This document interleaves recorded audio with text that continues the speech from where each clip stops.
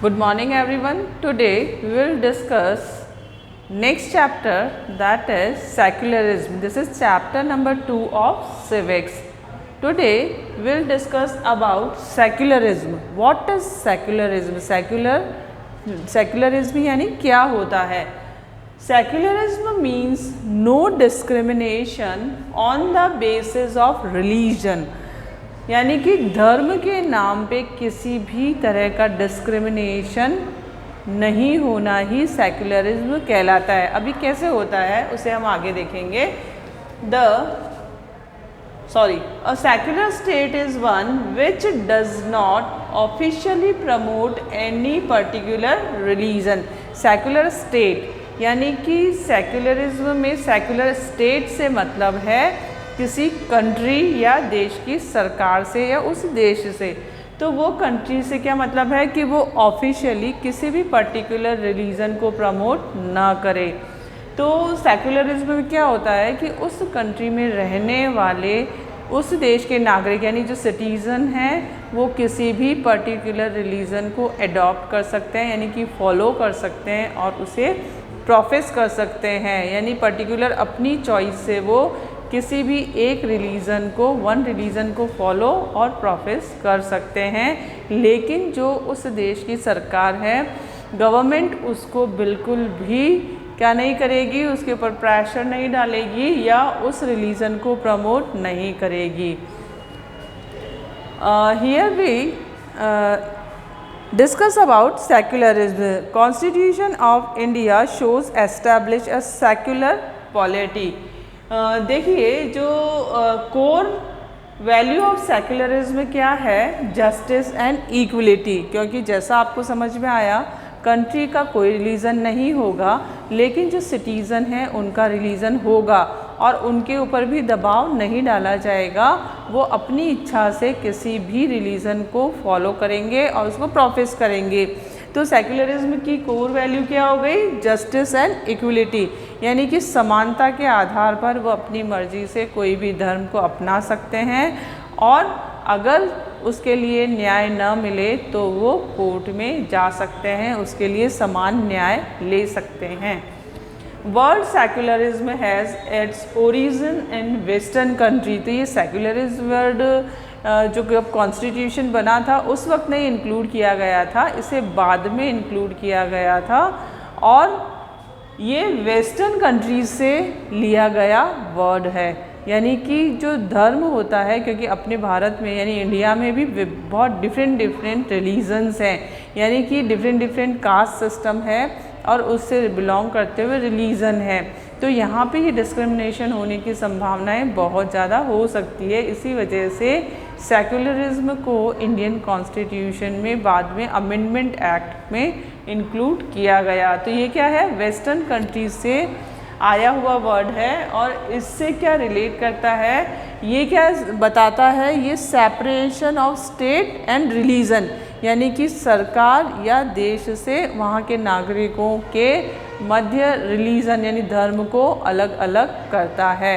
यानी सरकार का कोई रिलीजन नहीं होगा जबकि वहाँ रहने वाले लोगों का अपना एक धर्म हो सकता है. यानी कि वो किससे डिफरेंट करता है, चर्च से. जो वेस्टर्न कंट्रीज है वहाँ चर्च होते हैं लेकिन अपने यहाँ पे जो भी उनके रिलीजियस प्लेसेस हैं उससे सरकार को यानी गवर्नमेंट को अलग करता है. यानी कि धर्म के नाम पे कोई भी पॉलिटिकल लीडर, समझ में आया ना आपको, रिलीजन के बेसिस वो किसी भी तरह का propagation related to political parties नहीं कर सकता. जैसे कि अगर कोई मुस्लिम है तो वो मस्जिद में जाके और अपने धर्म के लोगों को इकट्ठा कर लिए और बोले मैं खड़ा हो रहा हूँ मुझे वोट दो, तो वो गलत है, वो नहीं हो सकता. उसी तरह से अगर कोई हिंदू है या अगर सिख हैं तो अपने पर्टिकुलर रिलीजन को वो अपने काम में यानी कि गलत काम में यानी पॉलिटिकल लीडरशिप में वो यूज़ नहीं कर सकता. वो क्योंकि वो गवर्नमेंट है और वो रिलीजन है तो दोनों अलग अलग ही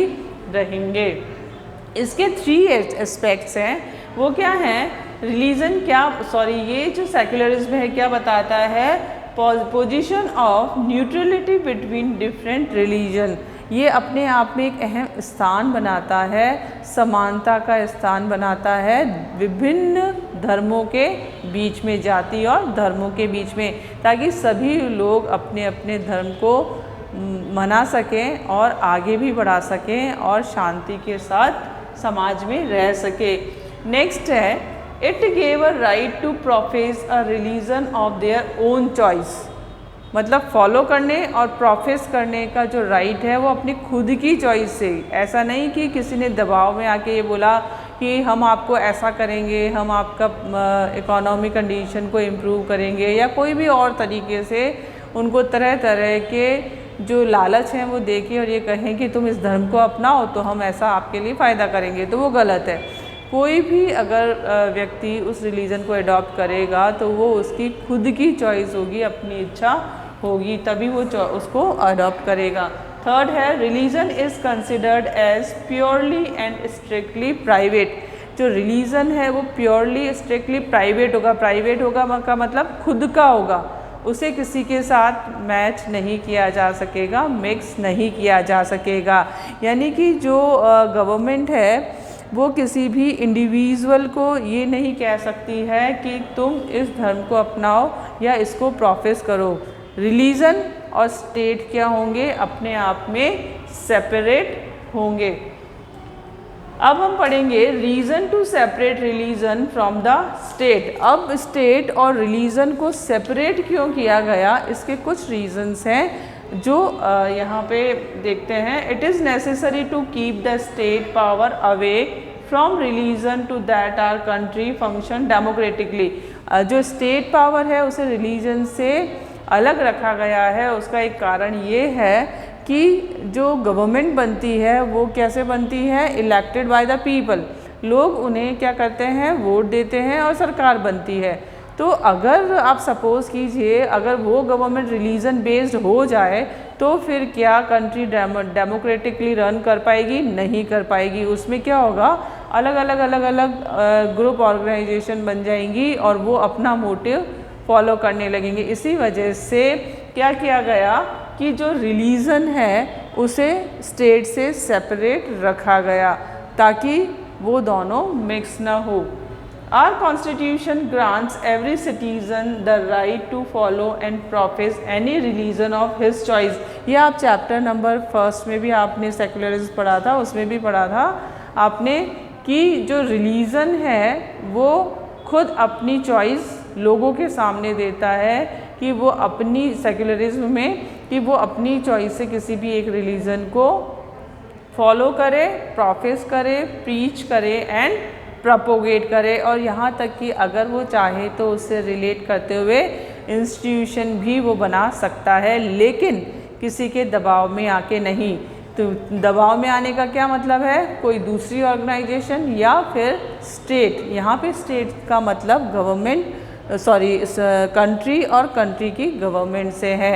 यानी कि अगर वो किसी भी बिहाफ पे लोगों को डराते या धमकाते हैं तो कॉन्स्टिट्यूशन में उसके लिए भी पनिशमेंट डिसाइडेड है। Thank you.